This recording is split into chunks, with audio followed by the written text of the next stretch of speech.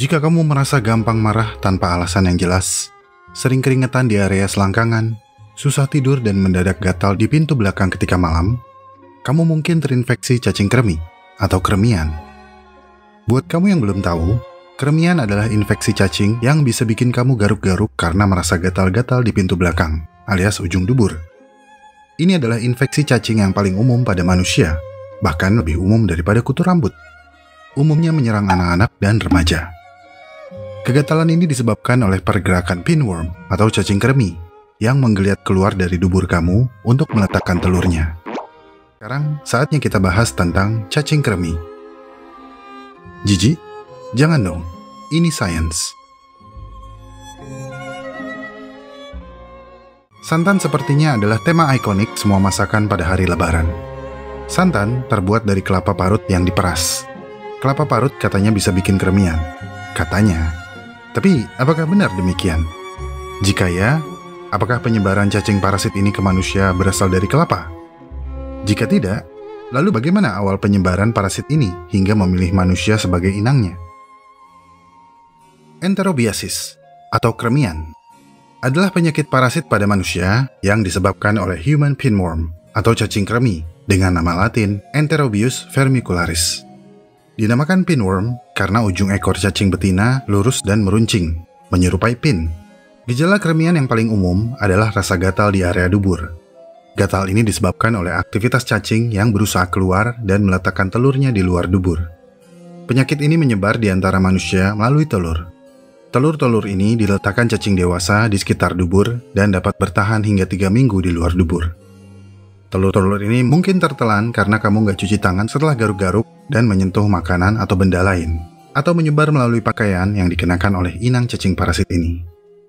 Yang berisiko tinggi terinfeksi adalah mereka yang sering bertemu banyak orang, seperti anak sekolah, penjara, bahkan rumah sakit. Dalam keluarga, jika satu anggota keluarga terinfeksi cacing kremi, anggota keluarga yang lain sangat berpotensi terinfeksi. Hubungan seks dengan penderita kremian juga merupakan cara lain penyebaran telur cacing. Yang paling sering terjadi adalah autoinfeksi, yaitu ketika kamu menggaruk dubur yang gatal dan tidak segera mencuci tangan, lalu menyentuh makanan yang akan kamu makan, atau menghisap jari, atau menggigit kuku. Ini akan mengulang kembali siklus hidup cacing dari awal. Cacing kremi adalah spesies yang spesifik. Mereka hanya menginfeksi manusia. Kemungkinan binatang lain untuk terinfeksi dan menyebarkan telur cacing ini sangat kecil. Jika kamu beruntung, kamu bisa melihat cacing tipis yang berukuran sekitar 1 cm ini keluar dari dubur dan menggeliat ke celana atau spray kamu di malam hari. Sementara telurnya sangat kecil dan hanya bisa dilihat di bawah mikroskop. Infeksi cacing kremi sangat umum terjadi di seluruh belahan dunia, dengan kasus tertinggi terjadi di India, Eropa Barat, Eropa Utara, dan Amerika Serikat. 1 miliar populasi manusia di dunia telah terinfeksi oleh cacing kremi, dan anak sekolah usia 5-10 tahun adalah golongan yang paling sering terinfeksi. Pada wanita, enterobiasis atau infeksi cacing yang parah dapat menyebabkan berpindahnya cacing ini dari dubur ke vagina, hingga ke uterus, tabung falopi, bahkan ke organ pelvis. Jika ini terjadi pada wanita yang sedang hamil, ada kemungkinan bayi yang dilahirkan juga terinfeksi oleh cacing ini. Namun, infeksi cacing ini seringkali tidak dianggap sebagai penyakit serius, karena dampak kesehatan yang mengganggu hanyalah gatal-gatal yang jika terlalu parah akan berkembang ke insomnia. Ini karena aktivitas cacing ini seringkali terjadi di malam hari, ketika kamu rebahan di tempat tidur. Jadi kalau kamu sering mengeluh insomnia, coba ingat, apakah dubur kamu gatal? Jika ya, mungkin kamu kremian. Seluruh siklus hidup Enterobius vermicularis dari telur hingga dewasa terjadi di saluran pencernaan satu inang manusia. Perkembangannya berkisar antara 2 hingga 4 minggu atau 4-8 minggu. Enterobius vermicularis akan molting sebanyak 4 kali.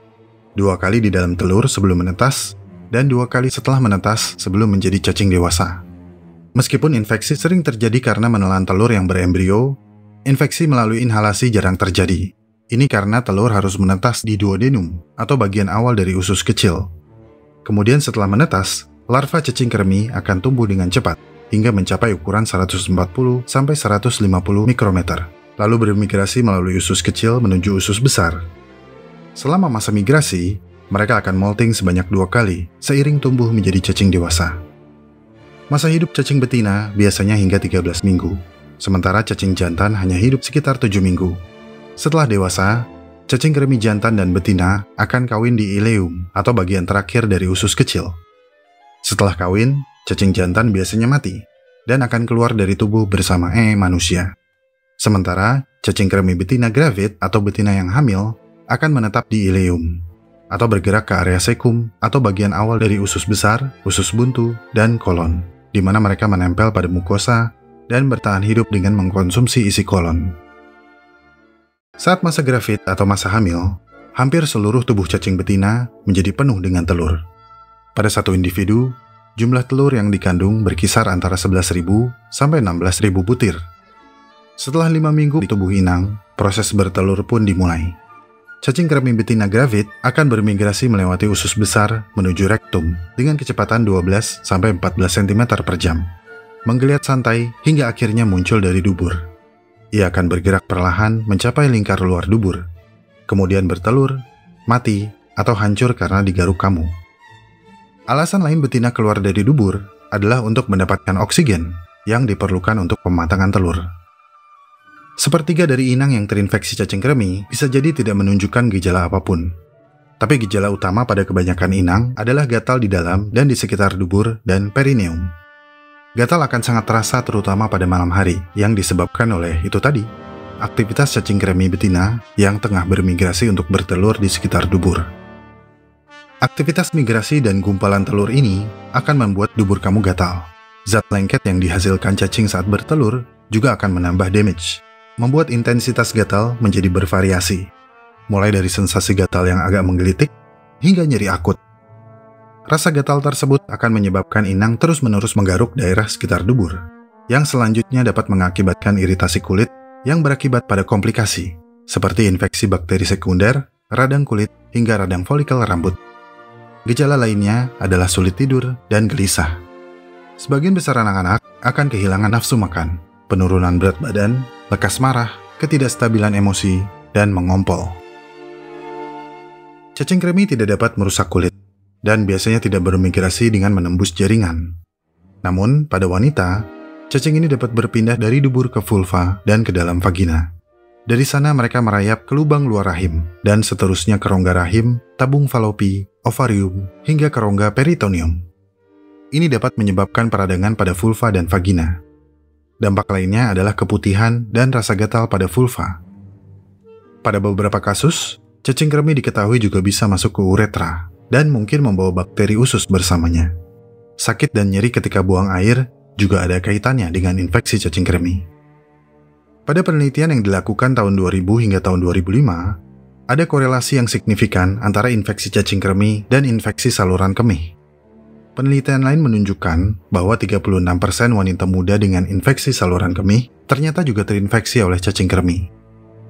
Jadi, selalu jaga kebersihan. Selalu ingat untuk cuci tangan sebelum dan setelah melakukan apapun. Karena sesuatu yang tidak terlihat bukan berarti tidak ada.